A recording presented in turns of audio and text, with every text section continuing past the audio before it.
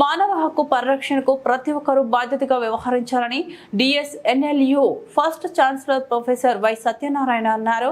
నగరంలోని డాబా గార్డెన్స్ అల్లూరు విజ్ఞాన కేంద్రంలో హ్యూమన్ రైట్స్ డిఫరెన్స్ మీట్ పేరిట కార్యక్రమాన్ని నిర్వహించారు. ఈ కార్యక్రమానికి ముఖ్య అతిథిగా హాజరయ్యారు. ఆయన మాట్లాడుతూ గత 25 ఏళ్లుగా హ్యూమన్ రైట్స్ కౌన్సిల్ ఆధ్వర్యంలో పలు హక్కుల పరిరక్షణకు ప్రజా ప్రయోజనాల కోసం పలు కార్యక్రమాలు నిర్వహిస్తున్నామన్నారు.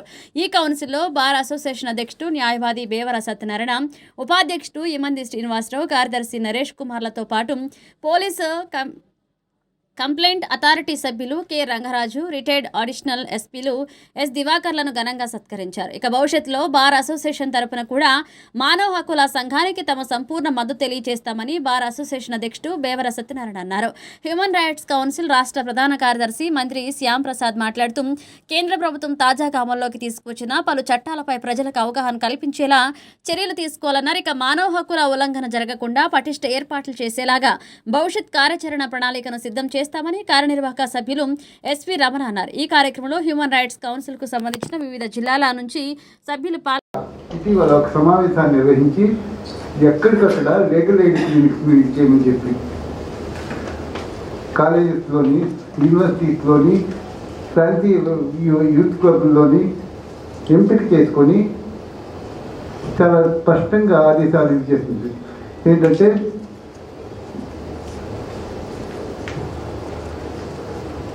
లీగల్ సర్వీసెస్ కోసం ఉపయోగించుకుంటూ లీగల్ ఎయిడ్ క్లినిక్స్ని ఏర్పాటు చేయమని. లీగల్ ఎయిడ్ క్లినిక్లకి చాలామందికి చట్టాల గురించి అవగాహన లేదు. ఈరోజు చట్టాలు ఎంతో మార్పులు వస్తున్నాయి. ఈరోజు సిఆర్పిసి, ఐపీసీ కూడాను మార్పులు తీసుకొచ్చారు.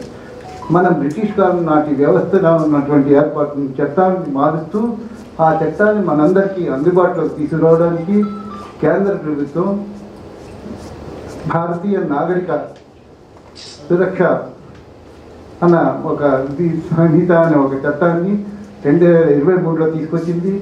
భారత న్యాయ అధీన చట్టాన్ని కూడా తీసుకొచ్చింది. ఈ చట్టాల ముఖ్యోద్దేశం మనం ఎక్కడైతే ఇది చేస్తున్నామో ఆ చట్టాలని మనం పూర్తిగా అర్థం చేసుకోవడానికి, దానికోసం మనందరికీ కూడా చర్చించుకొని వర్క్షాప్లు ఇలాంటివి కండక్ట్ చేసి ఎంపిక చేసుకొని ఈ టీమ్ లీడర్స్ ద్వారా దాన్ని నిర్వహించడానికి తమగా ప్రణాళికలు రూపొందిస్తున్నారు. అయితే మానవ హక్కుల కౌన్సిల్ ఎందుకు ఏర్పాటు చేశారు, ఎప్పుడు ఏర్పాటు చేశారు, ఇవన్నీ మనం ఎన్నోసార్లు చేసుకున్నాం. ఎందుకంటే ఇక్కడ మనం మామూలుగా మానవ హక్కుల చట్టాలు ఎందుకు వచ్చాయి, ఈ మానవ హక్కుల చట్టాలు అవసరమేముంది, సిఆర్పిసి, ఐపీసీ, సిపిసి ఇలాంటి చట్టాలు మనకి ఎందుకు ఉన్నాయి, ఈ చట్టాలని మనం ఏ విధంగా ఇది చేసుకోవాలి, దీంతో పాటు హక్కుల పరిరక్షణ మనకి ఎందుకంటే ప్రతి ఒక్కరి హక్కులు పరిరక్షించాలి. ఈరోజు మన విశాఖపట్నంలోని కాదు, ఆంధ్రప్రదేశ్లోని కాదు, దేశవ్యాప్తంగా వాతావరణం ఏ విధంగా ఉందో మీకు అందరికీ తెలుసు. ఎందుకంటే పర్యావరణానికి ప్రాముఖ్యత కూడా మానేశారు. ఈరోజు బెంగళూరు లాంటి నగరాల్లో మంచినీరు లభ్యం కాని దుస్థితి ఏర్పడింది. ఇవన్నిటిని ఇది చేసి మనం సమీక్షించి మనం పౌరులుగా మన బాధ్యతలను నిర్వహించుకోవడానికి మీ అందరికీ ఆహ్వానిస్తూ, విశాఖపట్నం సుమారు 30 years అవుతుంది. చాలా యాక్టివ్గా పార్టిసిపేట్ చేసి అన్ని ప్రోగ్రామ్స్ కండక్ట్ చేస్తుంది. ఒక చిన్న ఉద్దేశంతో స్టార్ట్ చేసిన ఈ సంస్థ ఇప్పుడు చాలా పెద్దగా ఎదిగింది.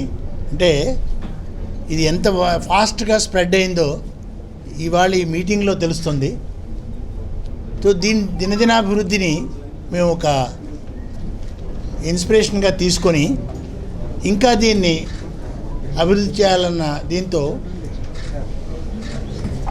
ప్రత్యక్షంగానో పరోక్షంగానో ఈ హ్యూమన్ రైట్స్ కౌన్సిల్కి సహాయం చేస్తున్న ప్రముఖ వ్యక్తుల్ని సన్మానించాలని అనుకొని ఈరోజు ఈ కార్యక్రమం మొదలుపెట్టాము.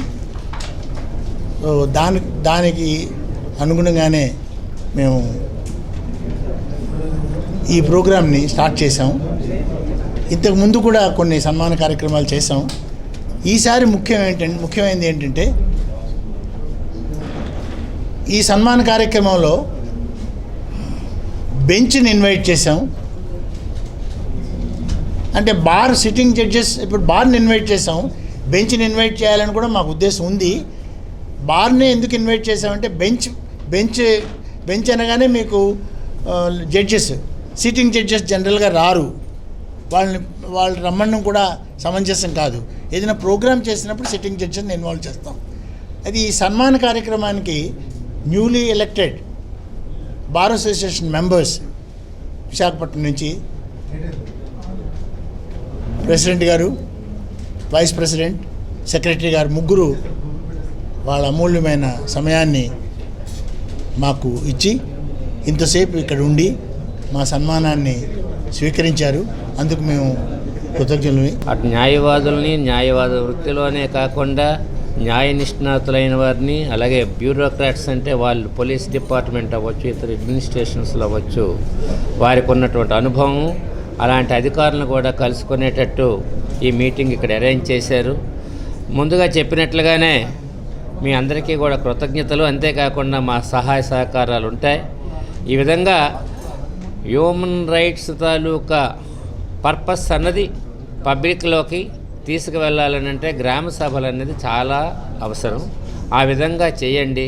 ఆ విధంగా చేసినప్పుడు బార్ అసోసియేషన్ నుంచి ఏ విధమైన సహాయ సహకారాలు కావాలన్నా మేము ఇంకొకసారి మీకు తప్పకుండా ఉంటాయని తెలియజేస్తూ, మీడియా ప్రతినిధులు ముఖ్యంగా మాస్టర్ చెప్పినట్టుగాను మీడియా లేకపోతే ఏ విషయం ఎవరికి తెలియదు. అది ఉన్న 10 మందికో 20 మందికో తెలుస్తుంది. 3000 మంది ఓటర్లను కలియడానికే 15 రోజులు అయితే కానీ అందరినీ కలియడానికి అవ్వదు. అలాంటిది కొన్ని కోట్లాది మంది ఆంధ్రలో ఉన్నటువంటి వాళ్ళకి కానీ మిగిలిన పబ్లిక్ కానీ తెలియాలంటే కంపల్సరీగా మీ సహాయ సహకారాలు ఎప్పుడు అవసరం. కాబట్టి మీరు కూడా ఈ human rights defenders council or ఈ అసోసియేషన్ వాళ్ళకి పూర్తి సహాయ సహకారాలు అందించాలని, ఈ హ్యూమన్ రైట్స్ తాలూకా ఈ డిఫెండర్స్ ఎవరైతే ఉన్నారో వీళ్ళ తాలూకా ఉద్దేశాలు, భావజాలం అంతా కూడాను పబ్లిక్లోకి పూర్తిగా వెళ్ళి ఇంకా దాన్ని అభివృద్ధి పరచుకోవడానికి భగవంతుడు మీకు అన్ని విధాల సహాయ సహకారాలు కూడా అందించాలని కోరుకుంటున్నాను.